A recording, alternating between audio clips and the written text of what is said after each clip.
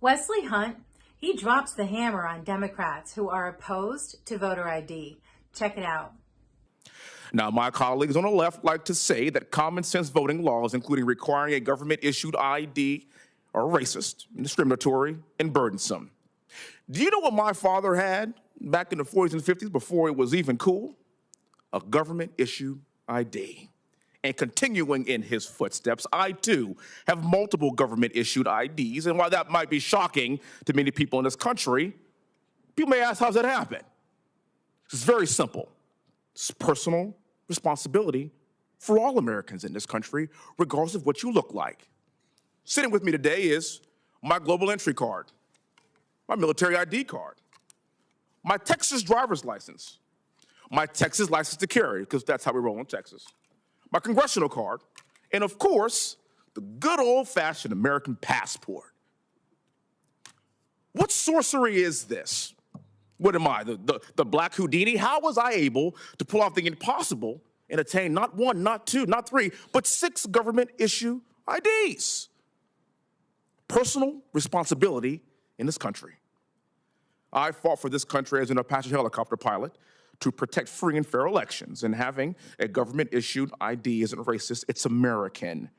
You need to have an ID to drive a car, to check into the airport, open a bank account.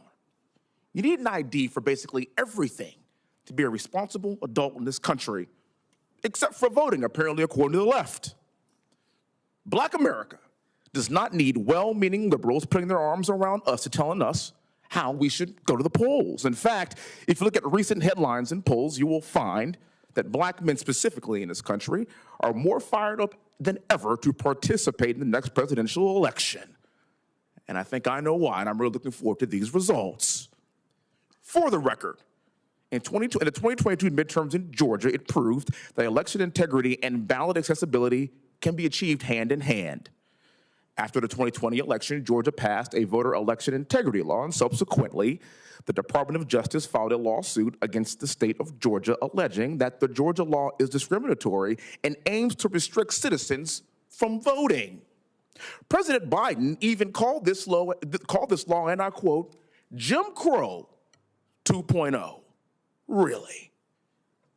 In my humble opinion, referencing Jim Crow for common sense election integrity laws is offensive to those who actually experienced Jim Crow, like my parents and their parents before them. In fact, the law wasn't discriminatory at all, because in the 2022 midterms, Georgia voters shattered voter turnout records across the state. And despite that record-breaking turnout in Georgia, the DOJ lawsuit is still pending.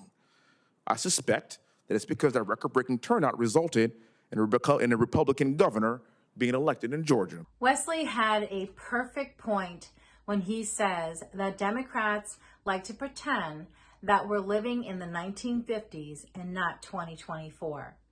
Because how they talk about racism as it is today is so far out from the truth.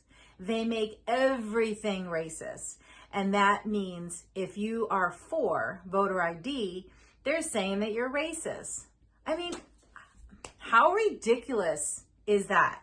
To Wesley's point, you need you need an ID for everything, for everything. And the thing that comes to mind is this. If there's, about 25% of African Americans who can't get a voter ID, whether it's because of where they live and trying to get transportation, whatever the reason is, then instead of the Democrats working so hard to allow people to vote who can't even prove that they're a U.S. citizen, instead of fighting so hard to make that happen, which is really a non-security in our election, why don't they work hard to go and reach the 25% of African Americans who are having problems getting an ID and help them get an ID? In 2020, when they wanted to make it safer for people to vote, they put all these ballot boxes all over the place. Now, how much did that cost, right? So why don't they provide transportation to these areas where they supposedly are saying African Americans can't make their way down to get a voter ID. Why can't they provide transportation for them to go and get a voter ID? I mean, it's just ridiculous that anyone would be for allowing someone to vote without an ID to prove that you are a U.S. citizen. Wesley was spot on in everything that he shared. I could listen to this video like all day. He was just amazing.